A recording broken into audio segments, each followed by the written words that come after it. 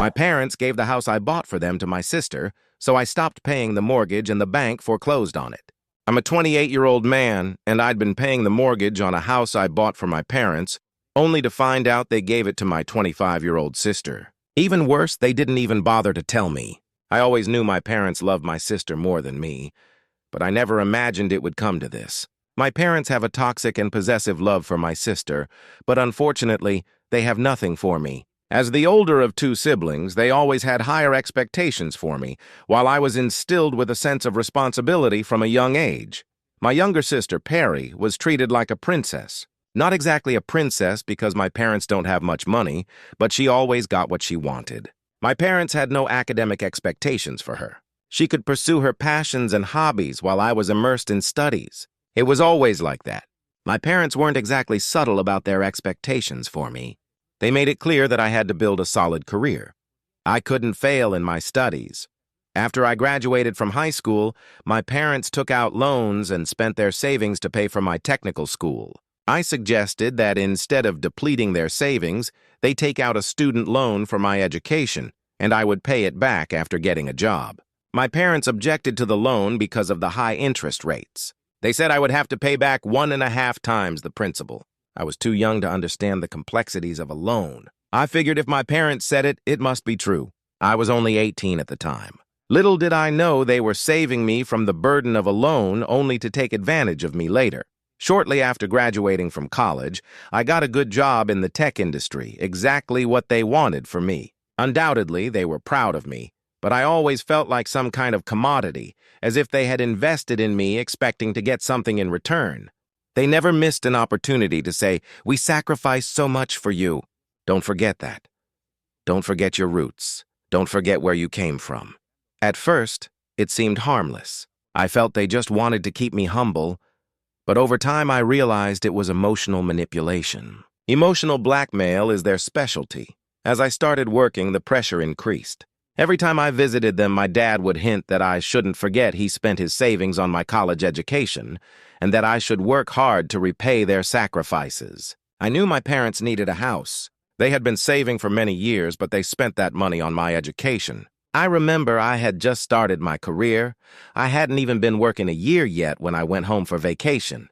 While we were having dinner, my father looked me straight in the eyes and said, "We did our part by paying for your education. Now it's your turn. You should plan to buy us a house soon. We can't live in a rental forever, right?" I felt a lump in my throat when he said that. I knew they expected me to buy them a house, but not this soon. I hadn't even been working a year. I was still sharing an apartment with 2 roommates because I couldn't afford one on my own, and my parents were already asking me to buy them a house. "What the heck?" I protested. "Dad, I just started my job. I can't even afford rent for my own apartment. How do you expect such a huge financial commitment from me?" He said he wasn't asking for it right away, but he was planting the idea in my head so I could plan for it and work hard to achieve it. My mother chimed in a deceptively sweet voice. "We paid for your college. Without us, you wouldn't be where you are now. Think of it as paying them back." I didn't have the heart to argue. They weren't wrong. I was where I was thanks to their sacrifices. But sometimes their lectures were just too much to bear, and I wanted to shout, "Who asked you to do all this for me?" But I didn't have the courage to confront my parents. I kept a certain distance from them and only answered their calls when it was urgent. Visiting them was out of the question after that conversation at the table. I used my work as an excuse to avoid them. However, the obligation to buy them a house remained constantly in my mind. So after 5 years of saving and working hard, I gave in. I bought a house for my parents, a modest but nice house in a quiet neighborhood. It wasn't extravagant, but it was comfortable. Everything seemed to be okay. I thought it was the least I could do for my parents after everything they had done for me. I was paying the mortgage for 3 years, even paying a little extra to pay it off early. I have other plans in life. I want to buy my own house, travel, start a family, etc. I can't have this loan indefinitely. After I bought the house from my parents, they stopped bothering me about how they had helped me. They proudly showed it off to their friends and family, bragging that their investment had paid off. It didn't bother me, but it didn't close the gap between us either. I still kept my distance and didn't visit them often. 2 days ago, I decided to visit my parents after being swamped with work for months. I didn't tell them I was coming. I wanted to surprise them, but there was a surprise waiting for me. When I arrived at the front door, I saw Perry's car parked there. I thought she was visiting and was looking forward to a family get-together. Perry had gotten married and moved out when my parents were still living in the rental house. It had been years since I last saw her at her wedding. I knocked on the door and Perry answered in her pajamas. I thought she would only be visiting for a short time. We greeted each other and hugged, and then she asked, "What are you doing here?" I replied playfully. I could ask you the same thing. I went inside and asked, "Where are Mom and Dad?" She sat on the couch and casually replied, "Oh, they moved." I was stunned. "Moved? What do you mean they moved? This is their house." Perry shrugged as if it were no big deal. "It seems they didn't tell you." Actually, they gave it to me. "I live here now. I felt like the ground was moving under my feet." "They gave you the house I've been paying for?" "Yes," she said nonchalantly, as if it made perfect sense. "Mom and Dad said I needed it more. I'm planning to have a baby soon, and they thought I should have the house." I was stunned. I asked, "Where are they living now?" She replied, "They're renting an apartment on the other side of town," as if it were the most natural thing in the world. I left without saying another word, my head full of anger. I drove straight to their new apartment, not caring that I was arriving unannounced. When my mother opened the door, I wasted no time and said, "What the heck is going on? Perry just told me you gave them the house I bought, the house I've been paying for. Could you explain that?" My mother had the audacity to smile as if it were no big deal. "Calm down, honey, come in. We didn't think you'd mind." I went in, but I didn't bother to sit down. I wanted answers. Somehow, my voice rose. "Didn't you think I would mind? You gave away the house I bought without even talking to me. How could you think it wasn't important for me to know?" My mother sighed as if I were the one being unreasonable. "Well, we thought that since you're doing so well, you wouldn't mind. Perry is planning to have a baby now. Do you want your nephews to be born in a rented house and grow up in an unstable environment? Now that they have the house, they don't need to worry about rent. They can focus on other things, like their child's well-being." I exploded. "I don't care where my nephews are born and raised. I don't mind them living in a rented house. We live in one. I still live in a rental. Besides, it's not my problem to worry about them. It's Perry and her husband's problem. If they want stability, they should get a better job." Hearing the commotion, my father came out of the room and said, "What's all this fuss about? She needs financial security. We had to give her the house. She didn't have the same opportunities as you. We didn't pay for her college, so she deserves this house." I couldn't believe what I was hearing. That's the thing about parents. They can say anything without being challenged. I replied, "You didn't pay for her college because she never went to college. She dropped out of high school, remember?" They refused to understand the gravity of what they had done. They kept saying, "You're successful, you can buy another house." Of course, I will, but it will be for me, not for you. I didn't know how to respond. I felt like the world was crumbling around me. I couldn't understand their logic. I just stormed out of their apartment, furious. I checked into a hotel and have been here ever since. I really don't know what to do. I can't continue paying the mortgage after learning the truth, but how to deal with the situation is a real challenge. I know my parents can't afford the mortgage, and there's no doubt my sister couldn't either. This drama happened on Friday, and today is Sunday. My flight back is on Tuesday. At first, I thought about booking a flight immediately and leaving, but when I calmed down, I realized I had other things to do here. I wanted to check how much was left on the loan since I've been paying more than usual, so I think I'm ahead on my payments. Before my visit, I asked my dad about the mortgage balance. He said he had to check with his bank manager. I texted him to ask him to take me to the bank tomorrow to get more details about the outstanding balance. Although I don't want to keep paying the mortgage, I want to know the current status. Update 1. There's more to this story, and I'm literally shaking as I write this. We just came back from the bank, and what I discovered left me devastated. The extra money I was paying towards the mortgage never went to the bank. My father only paid the actual mortgage amount and used the extra money for his own expenses, more specifically to pay his apartment rent. I've been living so frugally all these years, below my means, to save up a little more and pay off the mortgage sooner. When the manager showed me the monthly deposits, I told him it must be a mistake because we were paying almost 1 1/3 times the mortgage amount. I even opened my transaction history to show how much money I was sending my father each month. Then my dad stepped in and said, "The manager's records are correct. We only paid what was due on the mortgage." At first, I thought my dad was confused or didn't understand the situation, but then he grabbed my arm and said, "The records are correct, let's talk about this later." I felt another blow. I was dizzy, anticipating another betrayal. I sat there, stunned as the meeting ended, where the manager gave us details about the outstanding mortgage balance and other options for consolidating loans, etc. I remained silent. As soon as the manager left us alone, my dad took me to a corner and asked, "Why are we talking about the extra money you sent it for the mortgage, right?" I replied angrily, "Of course, what else would I send you extra money for? I told you the money was for the mortgage." What he said next left me stunned. "I thought you were sending it for our expenses." "I used it to pay our rent." I stared at him and then sat down, burying my head in my hands. "What do I do with my parents now?" My dad sat down next to me and asked me not to make a scene, saying it wasn't a big deal. I exploded. "It's not a big deal. You forced me to buy you a house and then gave it to Perry without even telling me. Besides, you used the extra mortgage money to pay your rent. Let me tell you, my father isn't the kind of man who sits quietly and lets his son confront him, especially in a public place." He replied angrily, "Don't you dare raise your voice to me. You didn't do me any favor by buying us the house. I spent all my savings on your college tuition. I don't have to explain to you what I do with that house. You sent me the money and I paid the mortgage on time. What's the problem if I used the extra to cover our rent? It's not like we were asking for more."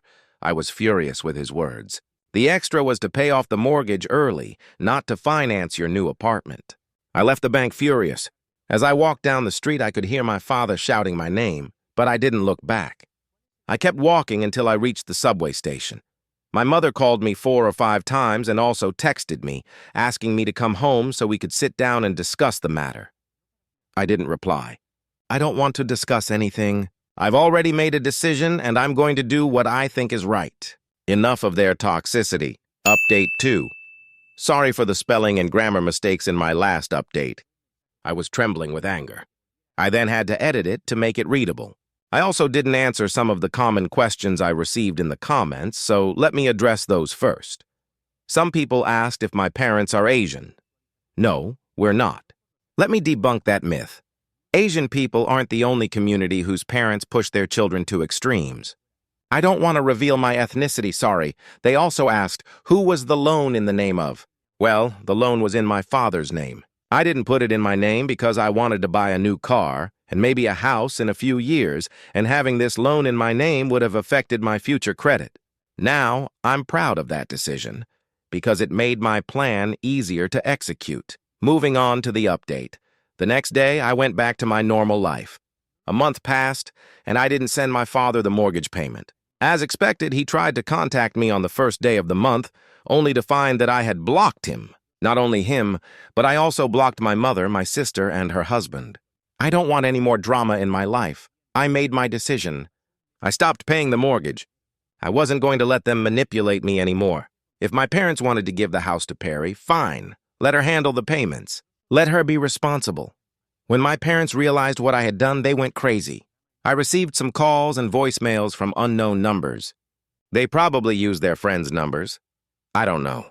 It was something like, "You can't just stop paying. We don't have the money to cover the mortgage." I laughed to myself. Well, it's not my problem anymore. I blocked those numbers too, but that wasn't all. 3 days later, I found my father at the door of my house when I came home from work. He was furious, and he told me, "You can't just leave like that. You owe us. We paid for your college. We made you who you are." I immediately replied, "I've already paid you back.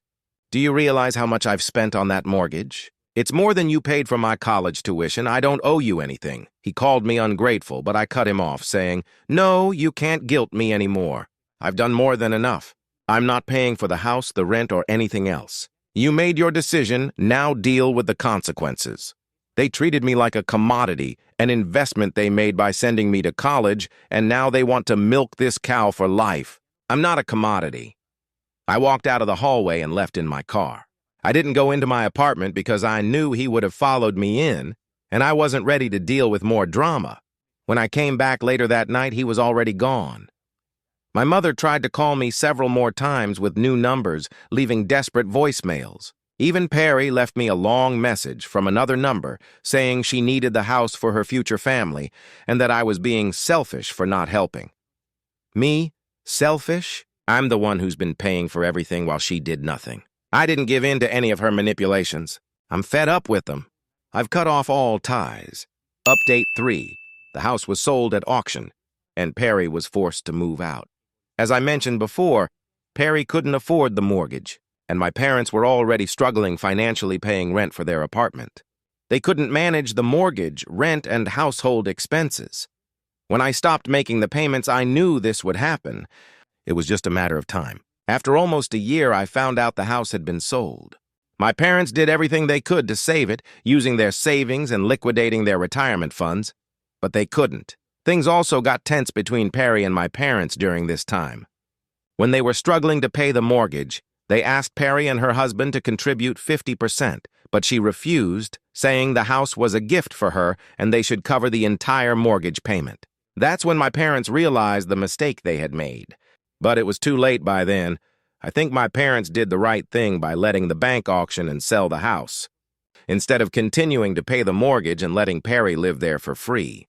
The house was auctioned off, and my dad got back a considerable amount of money, part of the down payment and the monthly payments he had been making all these years. That's more than enough to cover what he invested in me. I know it's my money, but I don't expect a penny of it back. They're not going to give it to me, and I have to let it go. At least now they can't say they did me a favor by paying for my college tuition. I've already repaid that favor and then some. Now, I don't feel guilty about cutting them out of my life. From what I've heard from my cousins and aunts, my parents have moved to a smaller apartment to reduce their rent. They've also saved the money they received from the auction for their retirement. They've been telling everyone that they don't want to depend on me in their old age and that they're working to take care of themselves.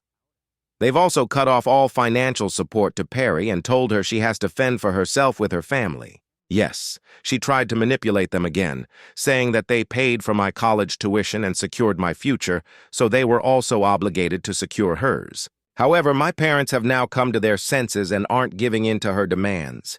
Well, I'm glad for them. In the meantime, I've rented an apartment for myself. I'll finally have some privacy. I've also started saving to buy my own house. A place that will be mine and mine alone. It's not easy to distance yourself from family, but sometimes the people who are supposed to love you the most are the ones who take advantage of you the most. It took me a long time to realize this, but I don't regret my decision. Family or not, I deserve better than being treated like a walking ATM. Update 4. Many people still had questions, so let me clear up a few points before sharing the latest events. The most common one has been, how much did my parents spend on my education? And how much did I pay toward the mortgage of the house that was supposed to be for them? I don't have exact numbers, but my education cost around $40,000. As for the mortgage, including the extra payments I made, which my parents also used to cover their apartment rent, I ended up paying about $52,000. So yes, I've already paid them back and then some. I don't owe them anything anymore. Now, about Perry. She's not homeless. She and her husband live with his parents. So I'm not some cruel brother who abandoned his sister. And let's be honest, the house was never meant for her. It was for my parents. She and her husband could have stepped up and taken on the mortgage, but, as always, they didn't want the responsibility. The house was under my parents' names, and they were the ones who decided to hand it over to Perry. So paying for it was their problem, not mine. Now for the real update, my dad came back.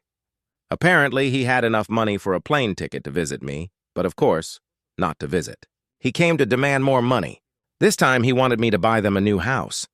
Yes, after everything with the first one, they still expect me to fix their mess. He gave me the same speech, that they sacrificed so much for their kids, that paying for my college was a huge deal, and that they had already given a house to my sister, so now they deserve one too. I told him point blank, no, the money I've saved is for my own house, not theirs. They had their chance, and they blew it when they handed the last house to Perry. I even suggested they ask her to buy them one now. He stayed in town for a couple of days, trying to get me to change my mind, but I was away on a work trip. When I came back, he was gone. I haven't heard from him since, mostly because he can't reach me, since all his numbers are blocked. As for me, I'm close to reaching my savings goal for a down payment on my own place. If things go as planned, next time I post, I'll finally be able to say I'm a homeowner. Update 5, and here it is. I bought my own house. It still needs furniture and little things, but finally, I have a place that's truly mine. I've only told a very small circle of friends who don't know my family at all. No social media posts, nothing public. After everything I've read here, I'm being very careful. I don't want my parents finding out and pulling something wild, like demanding I gift the house to Perry because she's pregnant or whatever. So for now, my home is my secret. Honestly, I joked that I should install an electric fence to keep meddling relatives away, but the truth is, I've learned it's best to set firm boundaries and keep control of my own life. And now, instead of asking for advice on toxic family, I'm here for something nicer. Tips on decorating my new home. If there's one thing I've never been good at, it's decorating. Back when I lived with roommates, there was always someone else who handled that side of things. And when I eventually got my own rental, it came fully furnished. So I never had to think about it. But now I'm standing in this brand new empty space, basically a blank canvas. And honestly, it's kind of intimidating.